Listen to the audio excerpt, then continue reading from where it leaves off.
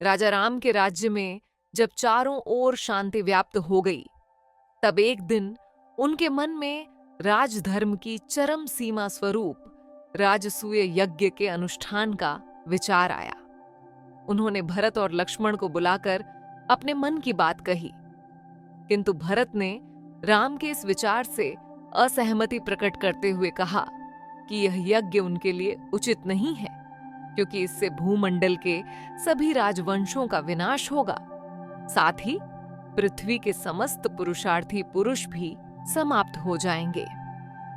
भरत की बात सुनकर राम को अत्यंत हर्ष हुआ और उन्होंने भरत के सुझाव को स्वीकार कर लिया। इस वार्तालाप को लक्ष्मण भी सुन रहे थे।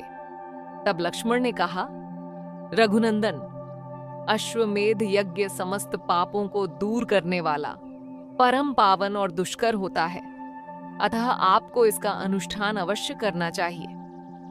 लक्ष्मण ने आगे कहा कि पूर्व काल में जब देवता और असुर परस्पर मिलकर रहते थे, तब वृत्र नामक एक धार्मिक, स्थितप्रज्ञ और कृतज्ञ असुर का राज्य था।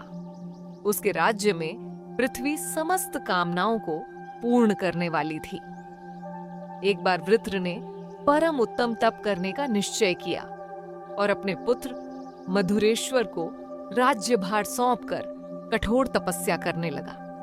वृत्रासुर की तपस्या से भयभीत होकर इंद्र और समस्त देवताओं ने भगवान विष्णु से उसके वध की प्रार्थना की। तब भगवान विष्णु ने इंद्रादि देवताओं से कहा, मैं अपने स्वरूप भूत तेज को 3 भागों में विभक्त करूंगा। मेरे तेज का एक अंश इंद्र में प्रवेश करेगा, दूसरा वज्र में व्याप्त होगा और तीसरा भूतल में समाहित हो जाएगा। इसके पश्चात इंद्रादि देवता उस वन में गए जहां वृत्रासुर तपस्या कर रहा था। उसके तेज से घबराए देवता सोचने लगे कि उसका वध कैसे करें। तभी इंद्र ने दोनों हाथों से वज्र उठाकर वृत्रासुर के मस्तक पर प्रहार किया, जिससे उसका सिर कटकर धरती पर गिर गया। निरपराध और तपस्यारत वृत्रासुर का वध करने के कारण इंद्र अत्यंत चिंतित हो गए और अंधकारमय लोक में चले गए। ब्रह्म हत्या का पाप उनके पीछे लग गया। देवताओं ने इंद्र को इस पाप से मुक्त कराने का उपाय पूछा। तब भगवान विष्णु ने कहा, पवित्र अश्वमेध यज्ञ के द्वारा मेरी आराधना करने से इंद्र पुनः देवेंद्र के पद को प्राप्त करेंगे और उन्हें किसी से भय नहीं रहेगा। लक्ष्मण के मुख से अश्वमेध यज्ञ के उत्तम एवं मनोरम प्रभाव को सुनकर राम अत्यंत प्रसन्न हुए। इसके बाद तीनों भाइयों ने मिलकर अश्वमेध यज्ञ करने का निश्चय किया। तत्पश्चात राम ने लक्ष्मण से कहा, मैं अश्वमेध यज्ञ कराने वाले ब्राह्मणों में अग्रगण्य एवं सर्वश्रेष्ठ वशिष्ठ, वामदेव, जाबाली और कश्यप आदि सभी द्विजों को बुलाकर उनसे परामर्श लूंगा और पूरी सावधानी के साथ शुभ लक्षणों से युक्त घोड़ा छोड़ा जाएगा। ऋषियों के समक्ष इस प्रस्ताव को रखते ही सभी अत्यंत प्रसन्न हुए। राम ने लक्ष्मण को विभिन्न तैयारियों का उत्तरदायित्व सौंपा। अश्वमेध यज्ञ की समस्त तैयारियां पूर्ण करने के पश्चात राम ने उत्तम लक्षणों से संपन्न कृष्णसार मृग के समान काले रंग के एक घोड़े को छोड़ा।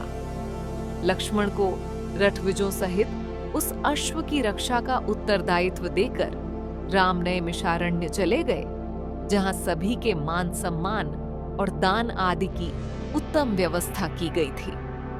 नैमिषारण्य में अद्भुत यज्ञ के आरंभ होने पर महर्षि वाल्मीकि अपने शिष्यों के साथ वहां पधारे। उन्होंने अपने दोनों शिष्यों को आदेश दिया कि वे एकाग्रचित्त होकर संपूर्ण रामायण काव्य का गान करें। साथ ही उन्होंने यह भी कहा, यदि महाराज श्री राम तुम्हें बुलाएं तो तुम विनयपूर्वक व्यवहार करना, और यदि वे पूछें कि तुम किसके पुत्र हो तो उन्हें यह बताना कि तुम महर्षि वाल्मीकि के शिष्य हो। प्रातःकाल समिधा होम आदि के पश्चात दोनों बालक संपूर्ण रामायण का गान करने लगे।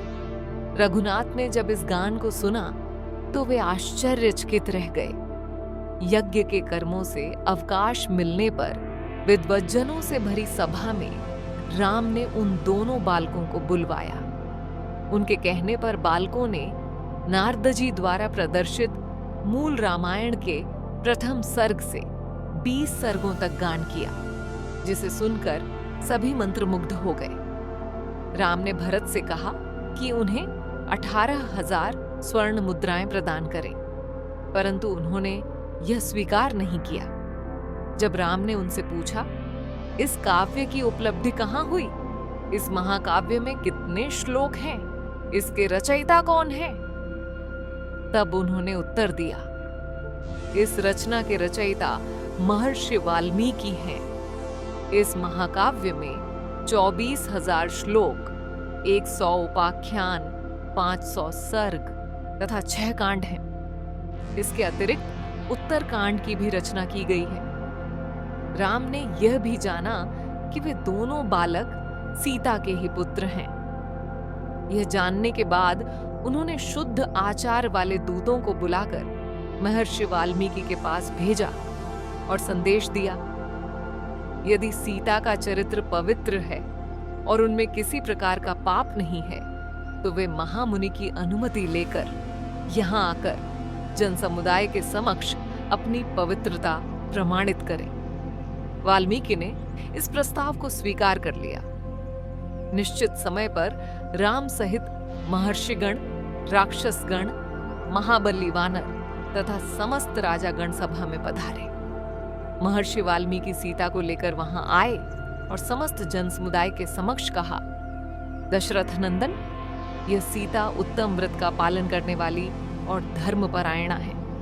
आपने लोक अपवाद से भयभीत होकर इन्हें त्याग दिया था। कुश और लव जानकी के गर्भ से उत्पन्न हुए जुड़वां पुत्र हैं। वाल्मीकि की बात सुनकर राम बोले, मुझे आपकी बातों पर पूर्ण विश्वास है, किंतु यदि सीता जनसमुदाय के समक्ष अपनी पवित्रता प्रमाणित कर दें तो मुझे अधिक प्रसन्नता होगी। उस समय सीता तपस्विनियों की भांति गेरुआ वस्त्र धारण किए हुए थीं। उन्होंने हाथ जोड़कर दृष्टि एवं मुख को नीचे रखते हुए कहा, यदि मैंने मन, वाणी और क्रिया से केवल श्री राम की आराधना की है, तो भगवती पृथ्वी देवी मुझे अपनी गोद में स्थान दे। सीता के इस वचन के साथ ही धरती से एक अद्भुत और दिव्य सिंहासन प्रकट हुआ।